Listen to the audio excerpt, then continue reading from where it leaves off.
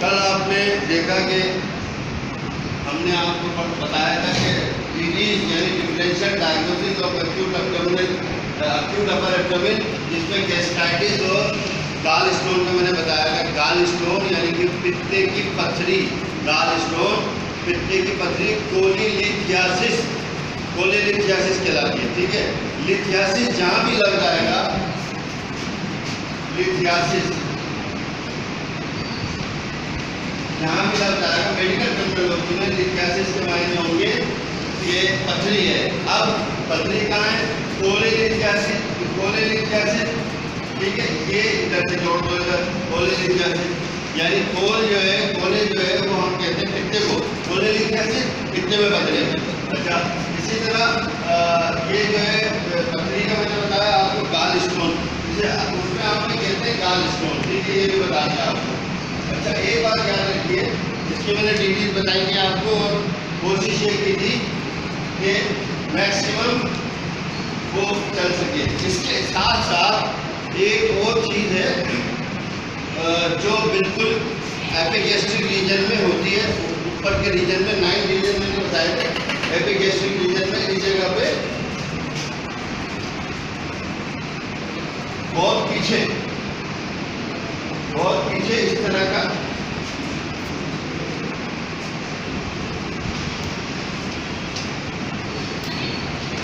Pancreas होता है। क्या कहलाता है? ये ऊपर नहीं होता, ये बिल्कुल पीछे की तरफ होता है पैंक्रिया।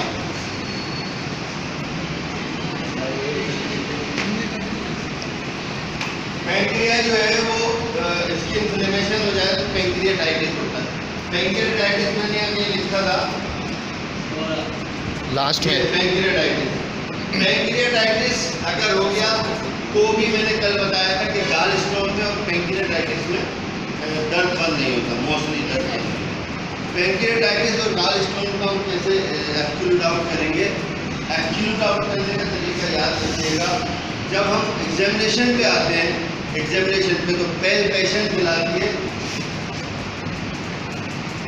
पैल्पेशन हाथों से दबा के देखना, पैल्पेशन ये उंगलियों में कुदरत ने अल्ट्रासाउंड की रेजिस, अल्ट्रासाउंड की सोनिक साउंड, अल्ट्रासाउंड का साउंड, अल्ट्रासोनिक साउंड और एक्सरे की रेजिस दी गई है इन हाथों में कुदरत ने।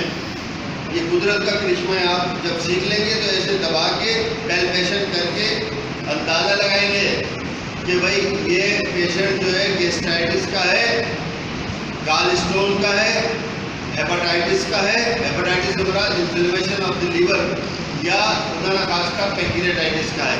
मैंने खुदा न खास्ता क्यों कहा कि पैंक्रियाटाइटिस बहुत मुश्किल से क्योर होता है, बहुत मुश्किल से क्योर होता है। आज का मैं अहम पॉइंट बताऊंगा, आप इसको याद करा लेना एक डेढ़ दिन बाद, बहुत अहम पॉइंट बताऊंगा। अच्छा, जब हमारे पास मरीज आता है, हमने अंदाज़ा लगाया, अपनी टेंटेटिव डायग्नोसिस बनाई, टेंटेटिव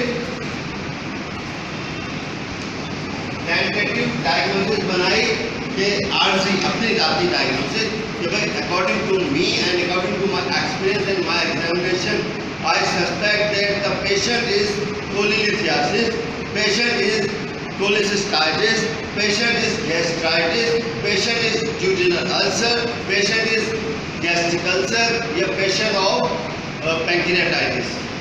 ये आपने अपने ज़हन में यहाँ आ जाता है, इस जगह पे दिमाग में आ जाता है, आपने बना लेना।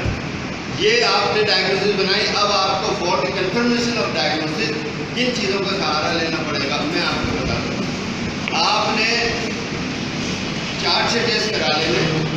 अगर आपको ये लगता है कि पेशेंट पैंक्रियाटाइटिस का है, हाउ वी डायग्नोज कन्फर्म या how we definitely diagnose after palpation, after वही 5 एफ के बाद वही एग्जामिनेशन, पैल्पेशन और पेशेंट की तड़पती हुई condition, acute abdomen, upper abdomen region है ना। अगर मैं ये कहूँगा कि एपेंडिसाइटिस है, एपेंडिसाइटिस यहाँ होता है राइट इलेक रीजन में, यहाँ तो पैंक्रिया होता है ना, तो pancreatitis behind the behind the stomach, पीछे की तरफ पेंक्रिया होता है। चूंकि पीछे की तरफ पेंक्रिया होता है तो दर्द आगे के साथ साथ पीछे रेडिएट करता हुआ नजर आता है। मरीज कहता है कमर में भी दर्द हो रहा है उसी जगह, यहाँ इसके पीछे, क्योंकि पेंक्रिया पीछे, स्टमक के पीछे, ठीक है। लिहाजा पेंक्रियाटाइटिस में ये फीचर है, कैरेक्टरिस्टिक्स है इसकी चेंजेस। अमाइलेज और लाइपेज, अमाइलेज और लाइपेज ये एग्रीवेट होगा। अमाइलेज और लाइपेज दो टेस्ट हैं, अमाइलेज और लाइपेज दो टेस्ट है, ये बहुत ज़्यादा एग्रीवेट होगा, मोर देन 2 टाइम ज़्यादा, यानी अगर 10 है तो 20 होगा, 30 होगा, 35 होगा, ठीक है। अमाइलेज, ये लाइपेज और अमाइलेज ये पेंक्रियाटाइटिस की निशानी है। वैसे की निशानी है दर्द के साथ साथ मरीज के अचानक शुगर गिर रही हो, शुगर बढ़ रही हो, इस तरह की कैफियत आ रही हो तो पेंक्रियाटाइटिस की निशानी है। इसी तरह आप इससे आगे जाएंगे, एक और टेस्ट में हम रेडियोलॉजिकल जाएंगे तो हम देखेंगे कि हमने एक्सरे करा लिया, कि पिछले ज़माने में एक्सरे जो है बड़ी वैल्यू का हामिल होता था, एक्सरे बड़ी वैल्यू का हामिल होता था, लेकिन अब एक्सरे से आगे आ गया, इसका एडवांस हो गया अल्ट्रासाउंड, ठीक है। अल्ट्रासाउंड का एडवांस हो गया सीटी स्कैन, अच्छा, और इसके बाद एमआरआई, सीटी स्कैन के बाद एमआरआई। देखिए एक्सरे सबको पता है, एक नॉन मेडिकल प्रोफेशनल को पता है व्हाट इज एक्सरे। एक्सरे के बाद अल्ट्रासाउंड, अल्ट्रासाउंड में याद रख लीजिएगा एक्सरे में तो एक रेज होती है, एक्स रेज, जो जिस्म को पार करके हार्ड चीज़ों को, रिजिड हार्ड चीज़ों पे से पार नहीं हो पाती, उस तरह जिस तरह गोश्त में से पार हो जाती है, लिहाजा हड्डियाँ वड्डियाँ सब दिख जाती हैं। बेस्ट डायग्नोसिस जो है एक्सरे, वो हमारे ट्रॉमा में या फ्रैक्चर्स में बेस्ट जो ऑप्शन हो हमारे पास, फ्रैक्चर्स में हड्डी टूटने में, वो है एक्सरे। किसी ज़माने में एक्सरे जो था वो ही गुर्दे की किडनी स्टोन, रेनल कैलकुलस को भी डायग्नोस करता था एक्सरे। KUB हम कराते थे, एक्सरे KUB, एक्सरे KUB, ठीक है। KUB के मायने में बताता हूँ मैं, आज मुझे नहीं इसलिए कि मैं ज़रा सा लेट शुरू किया। KUB kidney, ureter and bladder, kidney, kidneys, ureter and bladder, दो किडनी है, दो यूरेटर है, एक ब्लैडर है। KUB एक्सरे होता था। उसके बाद IBP होता था, IBP एक्सरे होता था। अच्छा, अब जो है अल्ट्रासाउंड होता है। अल्ट्रासाउंड में रेजिस नहीं निकलती।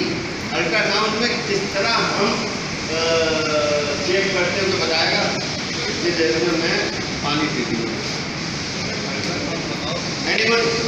कोई स्टूडेंट मेल फीमेल बताएगा कि अल्ट्रासाउंड में कौन सी रेज या क्या चीज़ें होती हैं जो हमें चीज़ों का अंदाज़ा होता है जिस्मानी अंदर से, पतली है नहीं है, कितनी बड़ी है, क्या है, कौन बताएगा?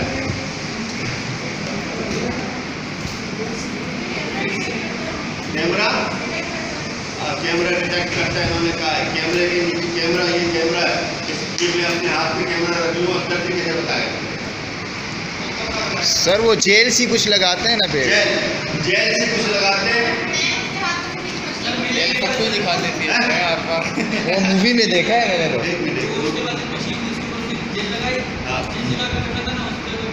अंदर बेबी नजर आ। अच्छा, जेल जिस चीज़ पे लगाते हैं, जो हाथ में कोई चीज़ होती है उसको क्या कहते हैं? जेल से समझ में आ गया। अच्छा चल सुन लें, क्योंकि टाइम नहीं है, अल्ट्रासाउंड से मैं पढ़ाऊँगा आपको, वो बातें बताऊँगा जो आप हैरान रह जाएंगे इंशाअल्लाह। अल्ट्रासाउंड कि अल्ट्रासाउंड कैसे डायग्नोस करता है और क्या कहाँ गलतियाँ हम अल्ट्रासाउंड में कर रहे हैं। अल्ट्रासाउंड का वो जो जेल होता है वो किस मकसद से होता है वो बाद में बताऊँगा, मौजूद कर रहे हैं। देखिए वो जो हाथ में जो वो इंस्ट्रूमेंट या जो आला होता है मरीज उसके डॉक्टर के हाथ में, अल्ट्रासोनोलॉजिस्ट या सोनोलॉजिस्ट के हाथ में, दैट इज कॉल्ड प्रोब। क्या कहलाती है? प्रोब कहलाती है। क्या कहलाती है? प्रोब। प्रोब जो है वो जेल क्यों लगाते हैं कि जिस्म यानी पेट या जहाँ आप प्रोब फेर रहे हैं, सॉफ्ट हो, प्रोब जो आप ऐसे ऐसे फेर रहे हैं तो जिस्म और प्रोब के दरमियान जो है कंटेक्ट यानी कि रास्ता बहाल रहे और बहुत आसानी से रास्ता हो जाए। अगर आपने खाली या खुश्क पेट पे प्रोब घुमाना शुरू कर दी तो हो सकता है कि जिस्म और उस स्किन के दरमियान रास्ता ना रहे। रास्ता क्यों ना है? उसमें कोई कैमरा नहीं होता, उसमें कोई विजुअल चीज़ नहीं होती। वो एक बहुत ही बारीक सी आवाज़ निकालती है, अल्ट्रासाउंड। अल्ट्रासाउंड बहुत ही बारीक सी आवाज़ निकालती है, वो प्रोब से निकल के अंदर जाती है, अंदर से वापस आकर प्रोब पर टकराती है। आसान लफ्ज़ों में बता रहा हूँ। और हमारे मॉनिटर में या स्क्रीन पे इमेज बनने लग जाता है। Yes sir. कि ये इतनी हार्ड चीज़ मौजूद है नीचे। अल्ट्रासाउंड में होता क्या है कि उसी प्रोब से कोई आवाज़ बड़ी बारीक सी, वो आवाज़ जो हमारे कानों में नहीं सुनाई देती, अल्ट्रासाउंड है ना, बहुत ही समझ लें। अच्छा, उसकी मिसाल मैं दे देता हूँ कि आपने देखा इस बच्ची ने, ये डॉक्टर ने कहा कि वो कैमरा होता है, तो मुझे बताएं कि चिमगाडर बैट, उसकी तो आँखें नहीं होती तो रात में नहीं होती बेटा, एक कैसे बात में पड़ेंगे अभी उसकी आँखें नहीं होती, वो रात में उड़ रही होती है, तो किस तरह वो ऐसे आप खड़े हो जाए साउंड से, वो ऐसे साउंड निकालती है, वो अपने मुंह से करके बड़ा बारीक से साउंड निकालती है। वो साउंड टकरा के वापस उसके कानों में आता है। इसी बुनियाद पे हमारा रडार भी बना हुआ है। हमारा रडार जो है जो एयरक्राफ्ट को चेक करता है वो बना है, ऐसे बुनियाद पर उन्होंने अल्ट्रासाउंड मशीन बनाई है। वो साउंड अंदर जाता है, अंदर जाके वापस टकरा के ऊपर आता है, इमेज बनती है, तस्वीर, इमेज, खाका बनता है। अब जदीद मशीनें, जदीद चीज़ें, तो हमने पैंक्रियाटाइटिस यानी पैंक्रिया का हमने अल्ट्रासाउंड कराना या सीटी स्कैन कराना, ठीक है, सीटी स्कैन इससे भी एडवांस है। और ये बताइए कि MRI क्या है, कोई इसके मायने बताए तो मैं